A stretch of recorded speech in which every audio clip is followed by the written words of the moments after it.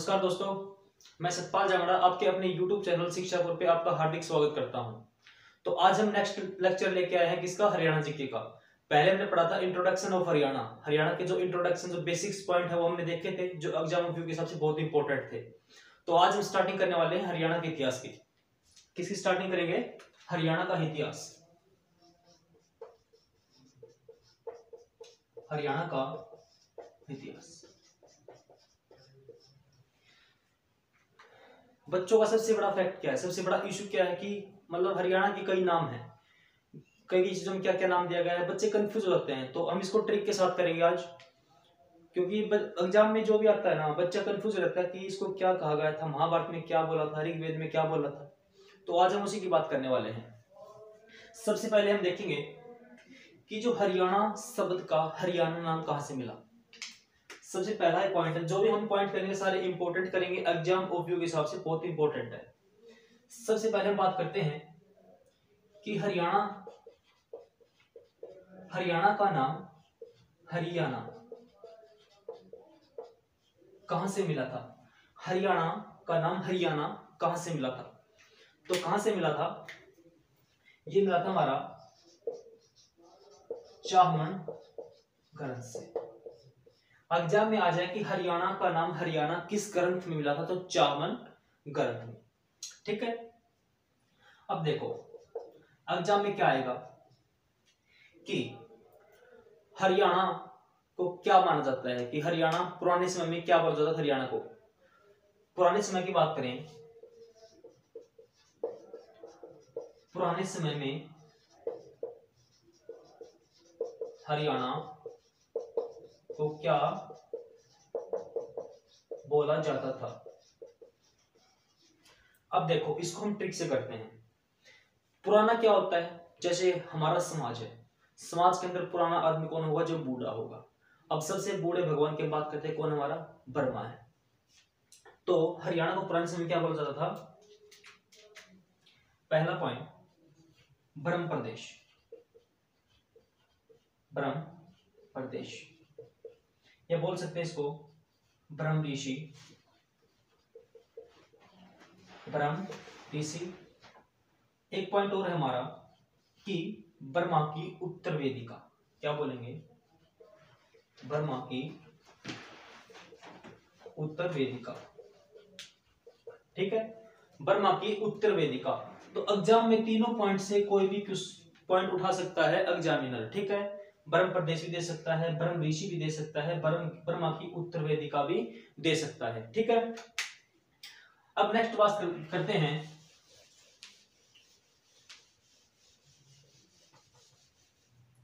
अब पॉइंट की बात करते हैं। अब बात करते हैं महाभारत की। महाभारत में हरियाणा को क्या बोला गया था? महाभारत में हरियाणा को क्या बोला गया था? क्या बोला गया था? बहुधन्य। अब देखो इसकी ट्रिक बनाते हैं। क्या? इसमें हमने उठा लिया भारत, यहां से उठा लिया हमने धान। तो भारत के अंदर धान होता है, बहुत ज्यादा होता है। कहां पे होता है भारत के अंदर धान? पश्चिम बंगाल के अंदर होता है। तो ट्रिक बन गई हमारी कि महाभारत को क्या बोला गया था? बहुधन्य। अब बात करते हैं ऋग्वेद में क्या बोला गया था? रज हरियाणे। क्या बोला गया था? रज हरियाणे। इसकी क्या ट्रिक बनाएंगे? देखो रिग से बना देंगे अपन रज। क्या बना देंगे? रिग से बना देंगे रज। तो क्या हो जाएगा? ऋग्वेद में रज हरियाणा। ठीक है, अब देखो इसके बात करते हैं कि कौन था हमारा हर्षवर्धन का दरबारी कवि? कौन था? बाणभट्ट था। तो बाणभट्ट ने एक हर्षचरित लिखी थी। क्या लिखी थी? हर्षचरित। हर्षचरित में क्या लिखा गया था? हरियाणा का नाम श्रीकंठ जनपद। श्रीकंठ जनपद। देखो हर्ष क्या होता है? हर्ष होता है हंसना। अगर ज्यादा हंसेंगे तो क्या दुखने लग जाएगा? हमारा कंठ दुखने लग जाएगा। तो हर्ष हंसने से क्या दुखने लग जाएगा? हमारा कंठ दुखने लग जाएगा। तो हर्ष चित्र में क्या लिखा गया? श्रीकंठ जनपद। अब बात करते हैं पुष्यप दंत। पुष्यप दंत द्वारा रचित महापुराण में, महापुराण में क्या लिखा गया था? हरियाणा का नाम हरिणाऊ, क्या लिखा गया था? हरिणाऊ। अब देखो इसकी ट्रिक क्या बनाएंगे, इसकी बना दो कि पुष्प, पुष्प कैसा होता है हमारा? हरा होता है। पुष्प कैसा होता है? चलिए इसकी बना लो कि पुष्प की जो कली होती है वो कैसी होती है? हरी होती है। तो पुष्प दंत के द्वारा रचित हरियाणा क्या नाम था हमारा? हरिणाऊ। ठीक है, तो महाभारत में बहुध्यानक, ऋग्वेद में रज हरियाणे, हरचित्र में श्रीकंठ जनपद, पुष्पदंत द्वारा रचित कौन था? महापुराण। अब हम बात करते हैं डॉक्टर एच आर गुप्ता द्वारा हरियाणा को क्या नाम दिया गया था? Doctor H R Gupta, doctor H R Gupta, doctor H R Gupta ने हरियाणा का क्या नाम लिखा? देखो आर्यना, क्या लिखा? आर्यना। अब देखो एच आर, एच आर से आर्य, ठीक है, doctor H R Gupta, H R से कर देंगे आर्यना। ठीक है, आगे हम इसके अंदर बात करेंगे। महाभारत में हो गया हमारा, और पुराने समय में क्या बोला जाता था हरियाणा को?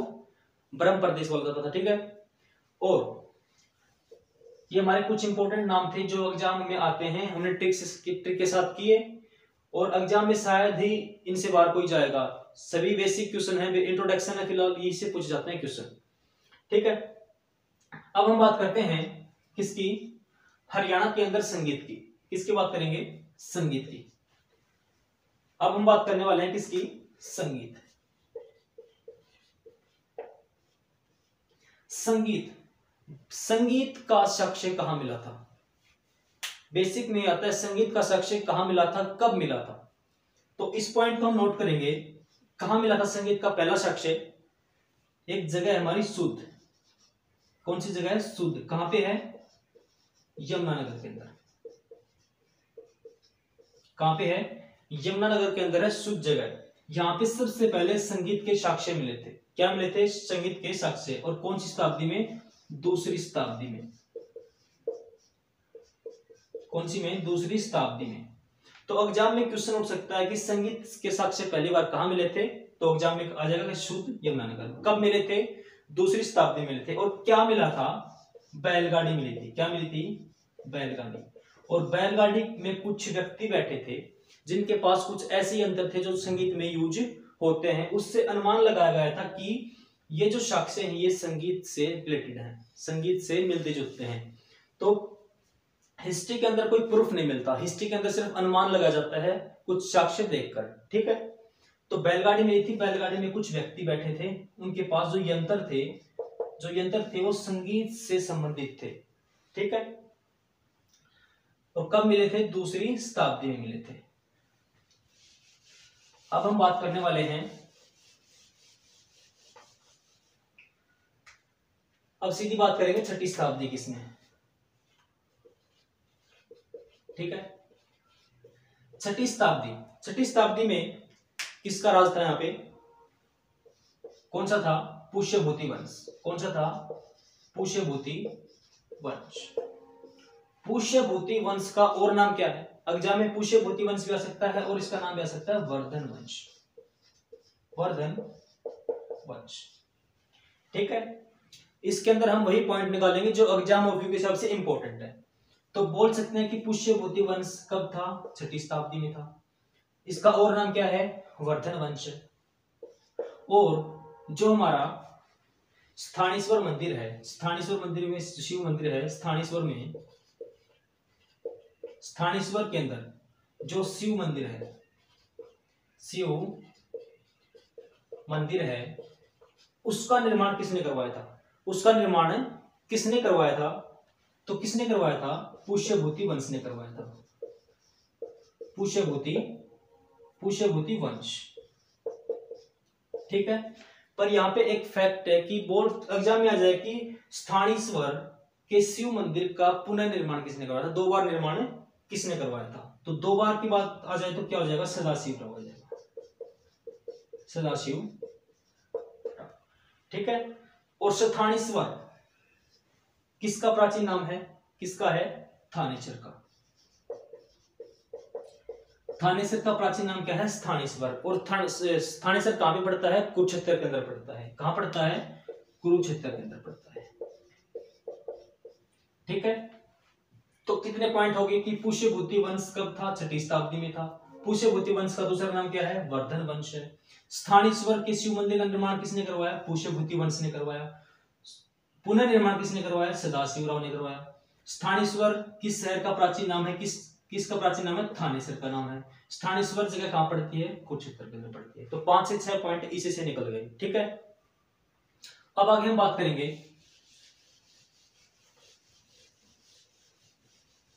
जो पुष्यभूति वंश है, इसके अंदर एक राजा था। कौन? प्रभाकर वर्धन। कौन था? प्रभाकर वर्धन। प्रभाकर वर्धन। अब हम बात करने वाले हैं प्रभाकर वर्धन की, कि प्रभाकर वर्धन कौन था। पहले बात करेंगे इसकी पत्नी का क्या नाम था। प्रभाकर वर्धन की पत्नी का क्या नाम था? हमारा यशोमती। क्या था? यशोमती। और इसके 2 बेटे थे। इसके प्रभाकर वर्धन के, और एक बेटी थी। तो हम बात करेंगे पहले, एक था बेटा इसका राज्यवर्धन, ठीक है, और एक बेटा था हर्षवर्धन। इसकी बेटी थी राजश्री। कौन थी? राजश्री थी। किसकी? प्रभाकर वर्धन की। अब देखो, जो राजश्री है, इसके पति का क्या नाम था? देखो, इसके पति का जो नाम था वो था ग्रह वर्मा।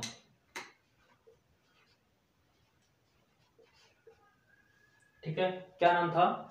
ग्रह वर्मा का। और हर्षवर्धन, और ये इसके दोनों बेटे थे। अब देखो, राजश्री का जो पति था ग्रह वर्मा, ठीक है, इसकी मृत्यु हो जाती है। ठीक है, क्या हो जाती है? मृत्यु हो जाती है।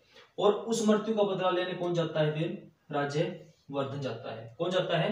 राज्यवर्धन जाता है। राज्यवर्धन ने बदला ले लिया, पर ठीक है, पर जिसने ग्रह वर्मा की मृत्यु की थी, ठीक है, उसका दोस्त कौन था? शशांक था। ठीक है, शशांक एक इसका खास मित्र था। शशांक ने क्या किया? अपने दोस्त का बदला लेने के लिए क्या किया? राज्यवर्धन को झूठ से अपने घर बुला के उसकी मृत्यु करवा दी। किसकी? राज्यवर्धन की। फिर शशांक की मृत्यु किसने की? हर्षवर्धन ने की। ठीक है, ये है इनकी हिस्ट्री किसकी? राज्यवर्धन, राजश्री और हर्षवर्धन। अब देखो, प्रभाकर वर्धन की पत्नी यशोमती, बेटे कौन थे? राज्यवर्धन और हर्षवर्धन। राजश्री कौन थी? इसकी बेटी थी। ग्रह वर्मा क्या कौन था? राजश्री का पति था। ठीक है, अब हम बात करेंगे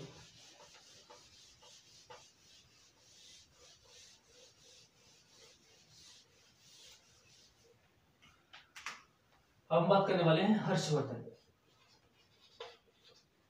देखो, हर्षवर्धन के बारे में एग्जाम में कंफर्म क्वेश्चन आता है। हरियाणा का कोई भी एग्जाम हो, हर्षवर्धन से क्वेश्चन आपको मिलेगा। देखो, पहला पॉइंट नोट करो इसके अंदर कि हर्षवर्धन का जन्म कब हुआ था? कब हुआ था? 590 ईस्वी में हुआ था। ठीक है, ये राजा कब बना था?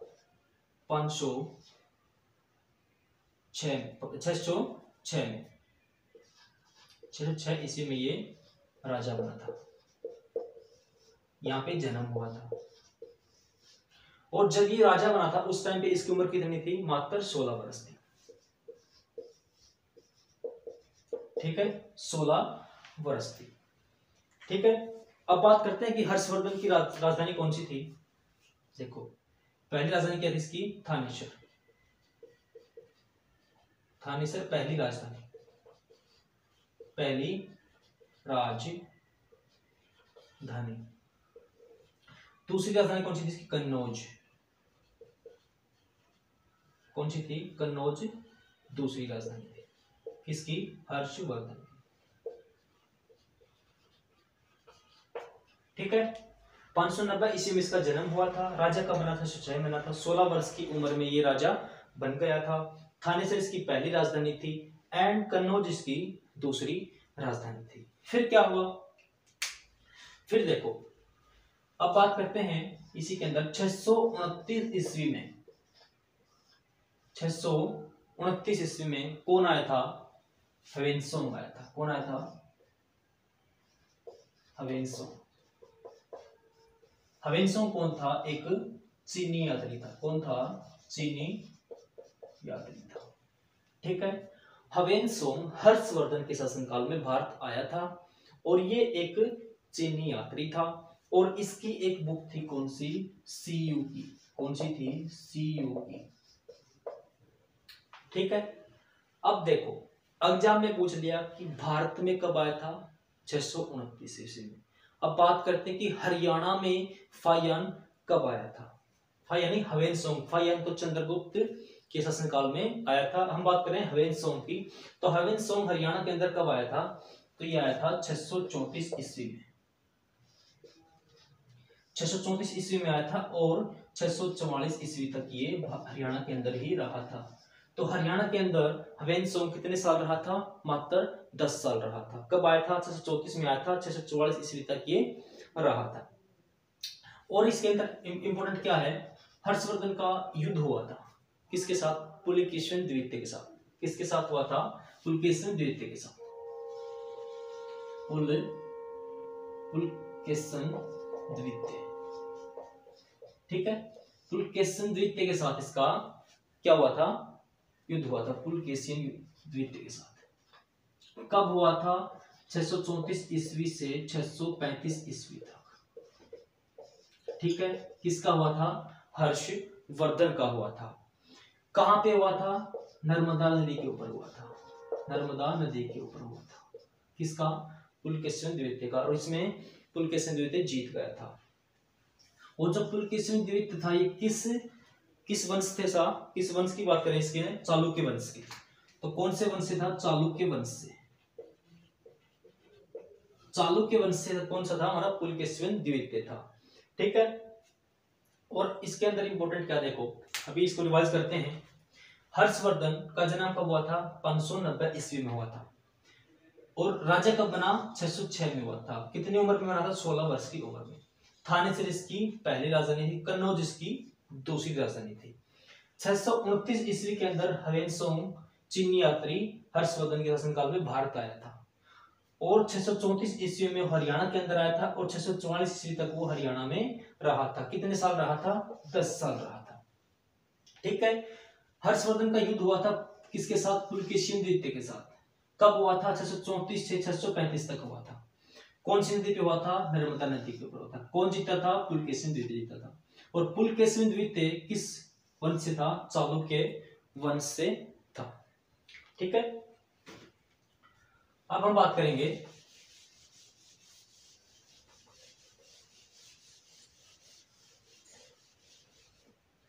इसका एक दरबारी कवि था। कौन? हर्षवर्धन का दरबारी कवि कौन था? बाणभट्ट। कौन था? बाणभट्ट। अब देखो बाणभट्ट की एक पुस्तक रचित कौन सी है? हर्षचरित्र। हर्षचरित्र। ठीक है। अगर हर्षवर्धन के बारे में हमें कुछ जानना है तो वो कौन बताएगा? बाणभट्ट की हर्षचरित्र बताएगी। कौन बताएगी? हर्षचरित्र बताएगी। और हर्षचरित्र में मैंने आपको बताया था कि हरियाणा को क्या बोला गया है? श्रीकंठ जनपद बोला गया है। ठीक है। और हर्षवर्धन भी एक लेखक थे। क्या थे? लेखक थे। इसकी जो रचनाएं थी कौन कौन सी थी? देखो पहली थी हमारी प्रियदर्शिका। प्रियदर्शिका। ठीक है। दूसरी कौन सी थी? रत्नावली थी। कौन सी थी? रत्नावली। एक थी हमारी नागानंद। ठीक है। ये रचनाएं किसकी थी? हमारी हर्षवर्धन की थी। तो एग्जाम में अगर क्वेश्चन उठा दे कि निम्नलिखित में से कौन सी रचना हर्षवर्धन की नहीं है, ऑप्शन में ये भी दे देगा तीनों और हर्षचरित्र भी दे देगा, तो हमारा आंसर क्या होगा? हर्षचरित्र होगा। हर्षचरित्र बाणभट्ट की है जो दरबारी कवि था हर्षवर्धन का। और हर्षवर्धन की कौन सी है? प्रियदर्शिका है, रत्नावली है एंड नागानंद है। ठीक है। अब देखो इसकी मृत्यु हो जाती है हर्षवर्धन की कब? 647 ईस्वी के अंदर। 647 ईस्वी में क्या हो जाती है? इसकी मृत्यु हो जाती है। किसकी? हर्षवर्धन की। तो एग्जाम में अगर क्वेश्चन उठ जाए कि हर्षवर्धन का जीवन काल कब से कब तक था, तो देखो कब से कब तक हो जाएगा इसका जीवन काल? 590 ईस्वी से 647 तक। ठीक है, 590 से 647। अगर इसकी बात है शासन काल किया जाए, ये तो हमारा जीवन काल था, जीवन काल। अगर बात करें शासन काल की, शासन काल कब आया था? 606 ईस्वी में आया था और कब चला 647 तक चला था। इसका था शासन काल। ठीक है, अब क्वेश्चन उठेगा यहां से क्या कि थानेसर को राजधानी कौन सी शताब्दी में बनाया था? तो देखो, अगर थानेसर की बात करें, राजधानी कौन सी शताब्दी में? 7वीं शताब्दी में थानेसर को राजधानी बनाया था।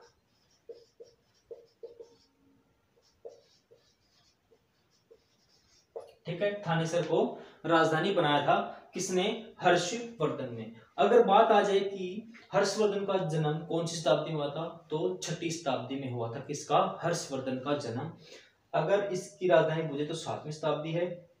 बाणभट्ट इसका क्या था? दरबारी कवि था जिसने हर्षचरित्र लिखी थी। हर्षवर्धन भी एक लेखक था जिसने लिखी थी प्रियदर्शिका, रत्नावली और नागानंद। 647 ईस्वी में इसकी मृत्यु हो गई थी। ठीक है, और अगर बात करें इसके जीवन काल की, तो 590 ईस्वी से 647 ईस्वी तक इसका जीवन काल है। शासन काल की बात करें तो 606 से 647 तक इसका शासन काल है। ठीक है, तो आपको समझ में आ गया होगा। तो आज का सेशन हमारा यहीं पे खत्म होता है। ठीक है, मिलते हैं नेक्स्ट क्लास के अंदर। तो क्लास आपको बहुत ही अच्छी लगी होगी। ठीक है, तो हमारे क्लास को लाइक करें, हमारे चैनल को सब्सक्राइब कर लें और हमारे चैनल का जो बेल आइकन है उसको ऑन कर लें, ताकि जो नेक्स्ट क्लास आएगी उसका नोटिफिकेशन आपको हर समय मिलता रहेगा। और एक बात और, अगर पढ़ना है तो अच्छे से पढ़ो। ठीक है, घर वाले होते हैं, आप बैठे हो पढ़ने, घर वाले देख रहे हैं बच्चा पढ़ रहा है, पर आप अगर घर वालों को धोखा दे रहे हो तो धोखा अपने आप को दे रहे हो। घर वालों को कुछ नहीं बिगड़ेगा। ठीक है, तो वो धोखा आपको कब पता चलेगा? आज से 2-3 साल बाद पता लग जाएगा। तो इसलिए अच्छे से पढ़े और ध्यान से पढ़े। ठीक है, आज के लिए इतना काफी है। मिलते हैं नेक्स्ट क्लास के अंदर। जय हिंद।